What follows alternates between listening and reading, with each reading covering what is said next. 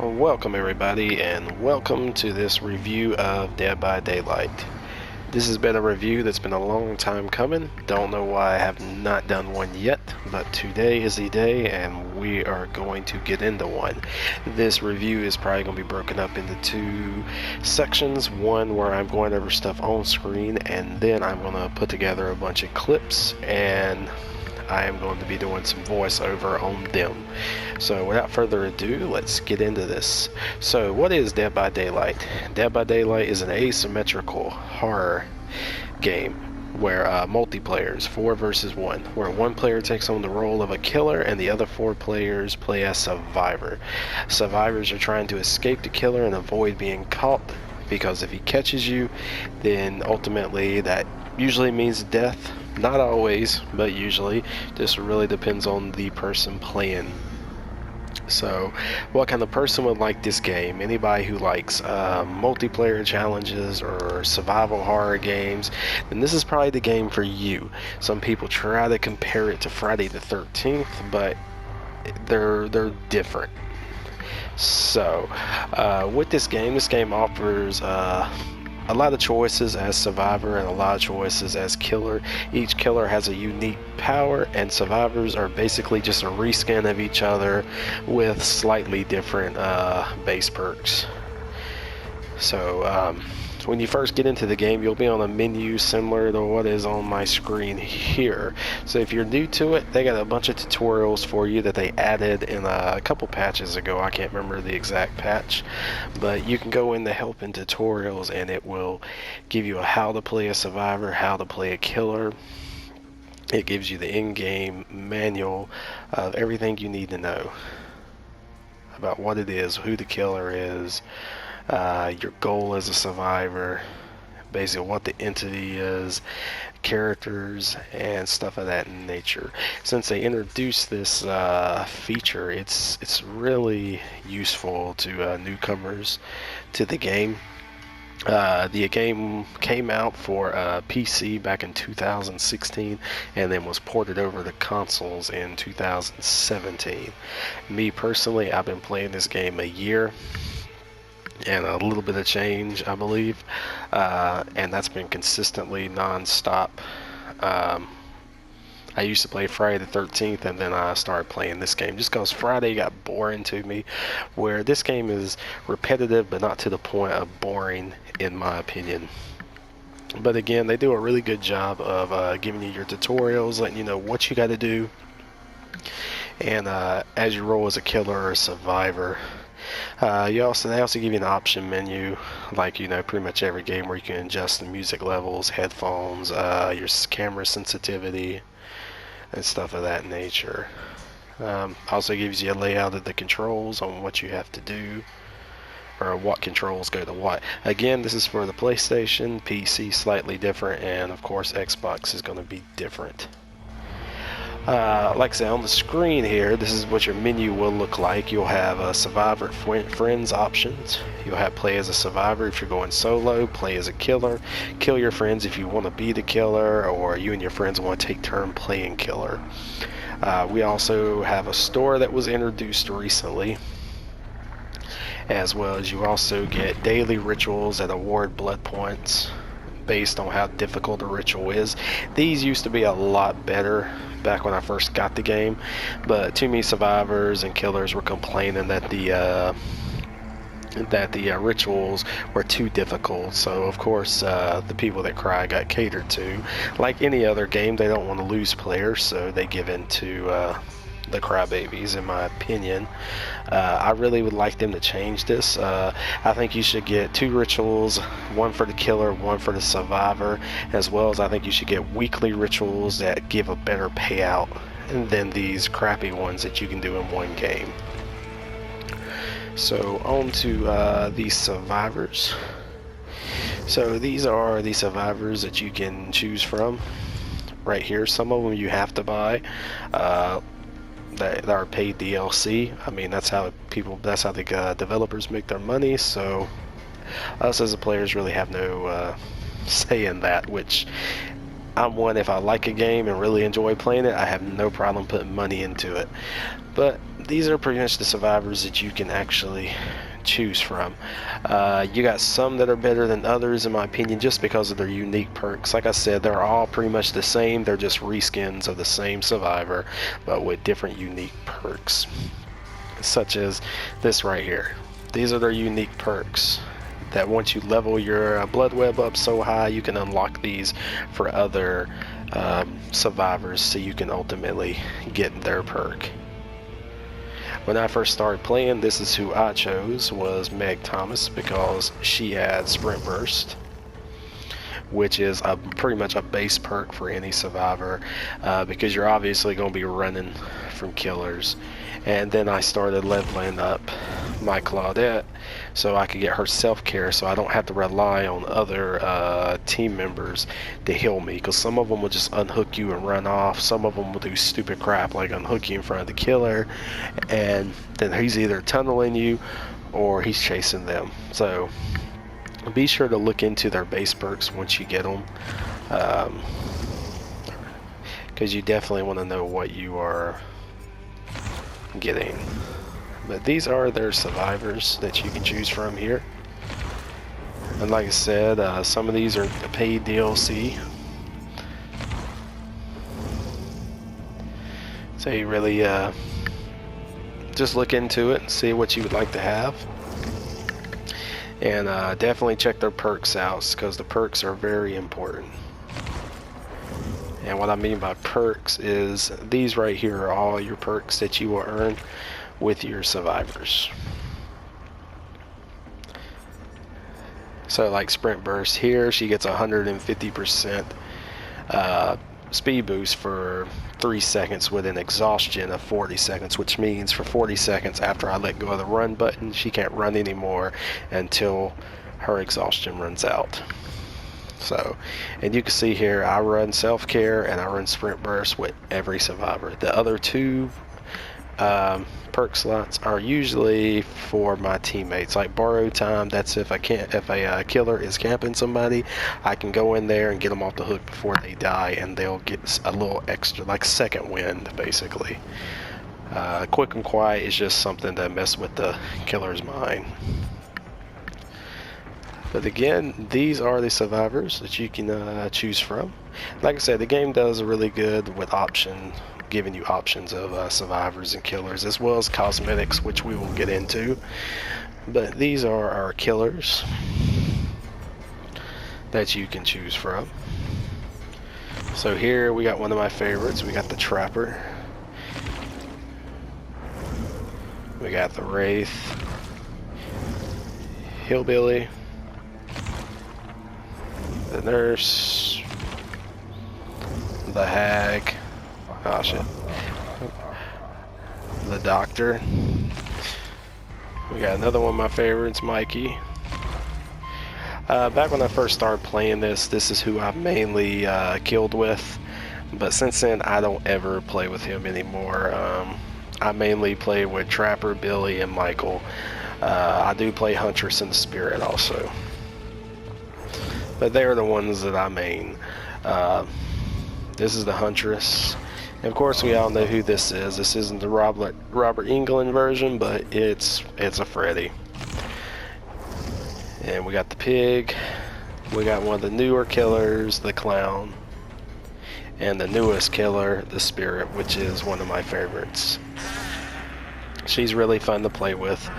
And like I was stating with the survivors, they each have their own unique perks that you can unlock for your other killers to use at certain levels, like level 30, level 35, and level 40 is the way it works out. And they all have their own unique perks, their own unique backstories, just like the survivors do.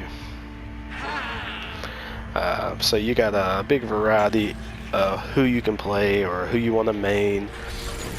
Like I said, starting out, I started out with Leatherface. Now I play a lot of Michael. I play a lot of Hillbilly.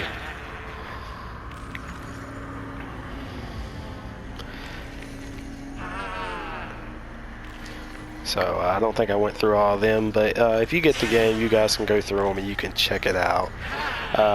And like I stated in the beginning of the video, this first part is going to be basically talking through this part of the screen, and then we'll go to actual in-game with some layered clips that I'm going to put together between Killer and Survivor.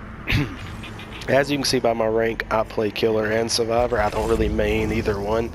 I play on both.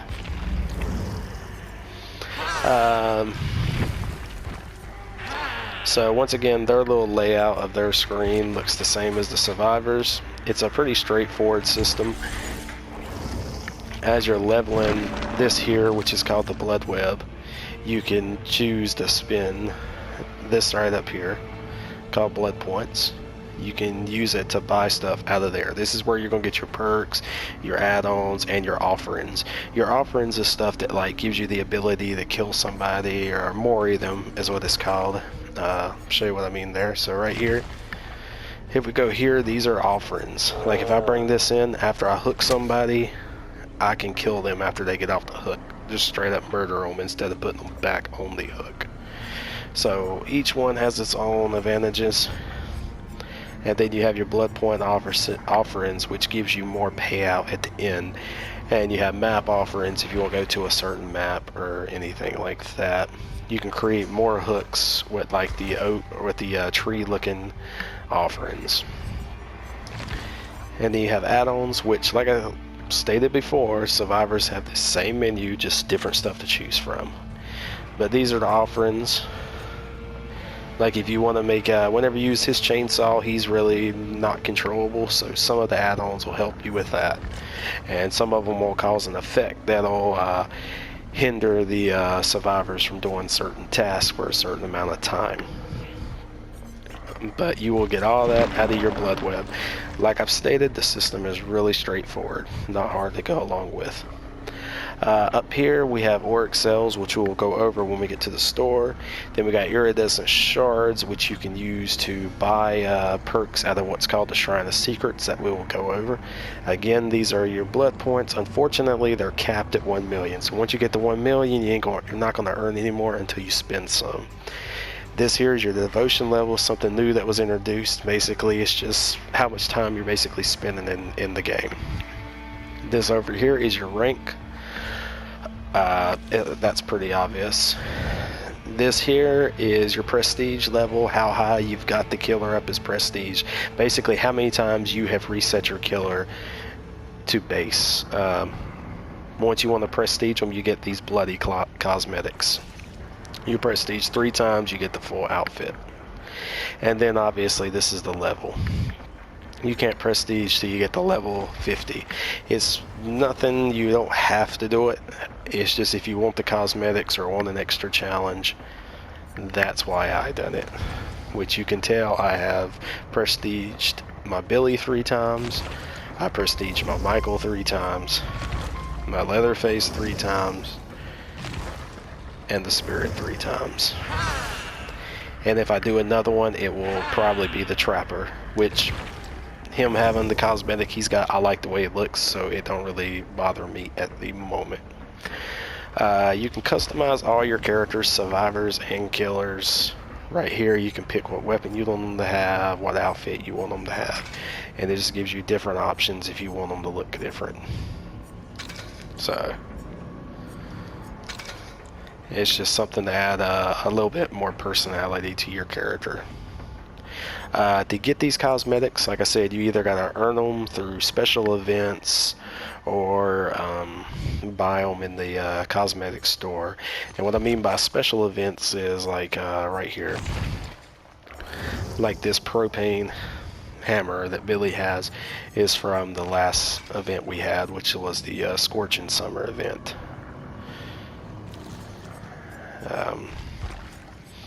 Just like the Huntress, she had an event a while back, and it was this mask here, which I prefer her bear. I just like this outfit. So with that being said, I don't really know a whole lot more I can tell you about this section of it, so we will go to our in-game store where we can purchase cosmetics. I'm going to try to wrap this up very quickly because I still got to do the other portion of it. But here is the store where you can purchase cosmetics, as you can see out here. Different outfits, and stuff like that. You can also get the DLC and get the Auric cells that I told you about. Auric cells is what you use to purchase outfits that you can't get with the iridescent shards, and I'll show you that in a moment. The Shrine of Secrets is where you can buy perks that you don't have, or you can rebuy them, and you see if I bought that one for 2,000, I can get 150,000 blood points for it since I already have it.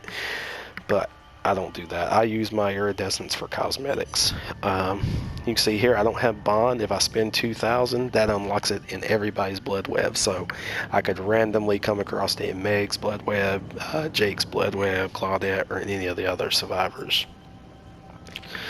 So into the cosmetics. So you can see here they have a long, like a list, or a I don't really say list, a wardrobe of cosmetics that you can buy for the killers. And each character has one of these.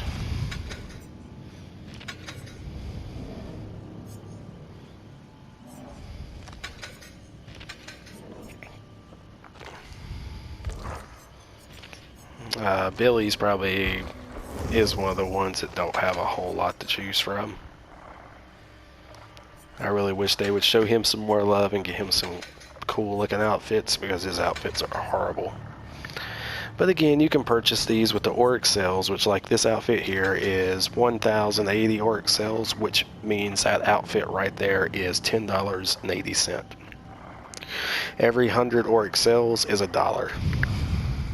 So you can see I got 222 Auric cells. At the moment I got $2.22 in my account, which means I could get this crappy looking outfit if I wanted it, but I don't.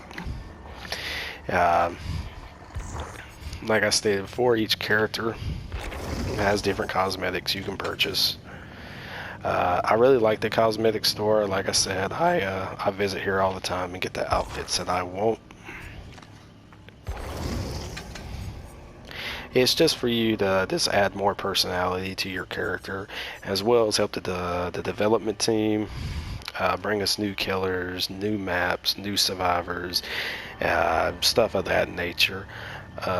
Every 3 months we're supposed to get a new killer, a new map, new survivor, and every month and a half I think we're supposed to get a patch to help better the game. So if you get the game, be sure to check out the store. It's got a lot of cool stuff that you can get in it if that's something that you're into. So we are back at the main screen, so now I'm going to basically piece my clips together, and I will be back with a voiceover explaining how the in-game features work and things like that. So I will be back. Hold tight. So, fair warning everybody, the review is a little bit longer than I anticipated, but it's a little bit more in tune to show you what's going on. So let's get to it. So in these games, if you're a survivor, you spawn on a certain part of the map, and your objective is to do what you just seen: repair a generator in order to power exit gates. Exit gates is your primary escape to get out of the match. You obviously want to try to be stealthy and avoid the killer as much as possible, so he doesn't kill you, because his job is to eliminate you. Your job is to escape. So as you're working on these generators, depending if there's anything that hinders you, like something's called a hex ruin, which slows the game down because you get them little skill checks that you see that keeps popping up. They'll be red, and they will affect how long it takes for you to repair a generator. Typically a generator takes 60 seconds to repair, but if the killer has anything like the hex or anything that hinders you, it can take longer to do it. Generators can be repaired quicker with toolboxes, or with working on generators with other survivors. So if you got a friend around and they can help you in the generator, you are going to complete it a little bit more quickly. There's also perks that can help progress it along a little quicker that you can use for the survivors. but we'll touch base on them another time. If you do have a ally that's injured, they can come to you, or you can go find them and you can heal them back to full health, even if they're on the ground in what's called a dying state. You want to try to do this as much as possible. It gives you points, plus it protects your team from your teammate from being eliminated. If they do get picked up by the killer, as you can see here, he's going to take them to one of these hooks, where ultimately he's trying to sacrifice them. Your job is to get them down. I wouldn't suggest making too ballsy plays like I did there, but I'm playing with a survivor friend and they know how I play. So, but you can see I got the killer's attention and pulled him away from her. So you're gonna run from the killer. If they find you, you got pallets here that try to create a little distance between the two of you. Sometimes they work, sometimes they don't. It's all about playing mind games with each other. You mind game the killer mind games you. It's just whoever falls for it. Once the killer drops you, he can pick you up like you can see here, and he'll take you to a hook and he will put you on it. There's a chance that you can get off his shoulder. You can see the little bar that's going up. It's called a struggle meter. It takes about 14 seconds to wiggle off a killer's shoulder. Don't matter how hard you hit the little button or spin the joystick, it's 14 seconds. So you will sit here, you have the option to try to escape yourself, but ultimately you get penalized if it doesn't happen. You only have a 4% chance to get off of the hook by yourself. So a lot of times, unless you don't have to, you might want to wait on a teammate to come unhook you like so. Once you repair 5 generators, if there's 4 survivors, the exit gates will light up like you've seen there. And this is what I was talking about earlier. You want to try to escape and want to open one and escape. And the killer wants to try to keep you from doing that. It takes 20 or 30 seconds. I can't remember exactly. But there's also perks that can affect this time-wise. It can take longer to open these up. You'll see the killer will be approaching me, trying to get me off the exit gate because it's about open. And here we have it. As a killer, your job is to hunt the survivors down and kill them. There's tracking perks you can use to find the survivors. Like here, I'm using a perk called Whispers, which gives me basically a little warning that a survivor is within so many meters of me. It don't give you a pinpoint location, but if you play the game enough, you know how survivors play and where to look. Each killer has their own unique power, like you've seen there, the chainsaw. That's Billy's power. If he hits you with the chainsaw, he can instantly down you, which you will see coming up here soon. If not, you gotta chase them down. They hit them 2 times to down them. In-game perks like NOED, which is no one escapes death, can affect this. It can basically one down somebody if there's still a totem left on the actual map. And you'll see what a totem is here shortly. But my job is to track them down, hook them, and go on to the next one. You'll see here Billy's power is that chainsaw. I can instantly down you if I connect my chainsaw with you. And each killer has their own power. Like here, Trapper's power is his traps. He has the ability to put traps down and survivors get caught in them. Where you place the traps is all on you. You wanna, when you play killer, I try to think like a survivor, and when I play survivor, I try to think like a killer. This is a totem that I was speaking of, which is a hex totem which is controlling what's called hex ruin, which helps slow the game down just a little bit. And there's other totems like that. Them 2 clouds that you just seen was somebody messed up on generator. So killers have different stuff that they can use to track you if you mess up or if you just make a foolish decision. Like her jumping through that window really hard. If she done that at a distance, I would know. How you use your powers is all on you. You just gotta think outside the box when you're playing either or. If you're a survivor or a killer. So as a killer, you do the same thing. You can go to the generators, you can kick them to regress them just a little bit, but it's not a whole lot. But they will continue to regress until a survivor touches them.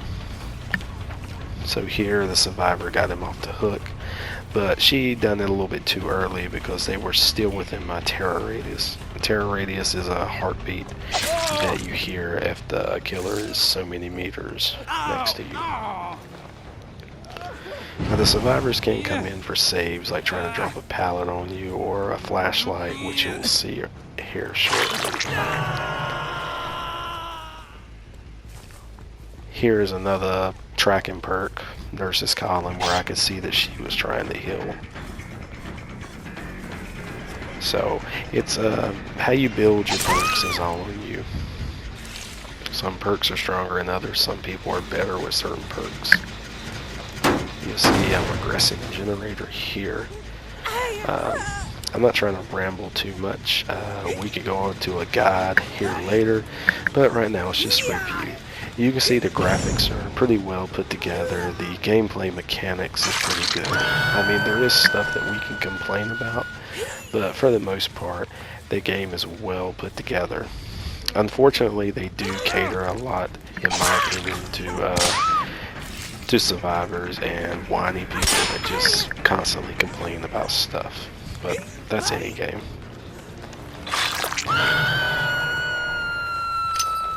So if you are a fan of the horror genre, I mean, I would recommend just checking the game out. The game don't cost a whole lot, and it's good fun. It's a multiplayer game, so you gotta have access to online. It's 4 versus 1, 4 survivors versus 1 killer. And it's definitely, like I said, it's a fun game to play, especially if you got friends who enjoy the same kind of stuff. So if you have any questions, feel free to ask down below. I always answer everybody. And as always, guys, thanks for viewing. And I hope you enjoyed. And this was informative enough for you to make the decision to go buy it. Thanks.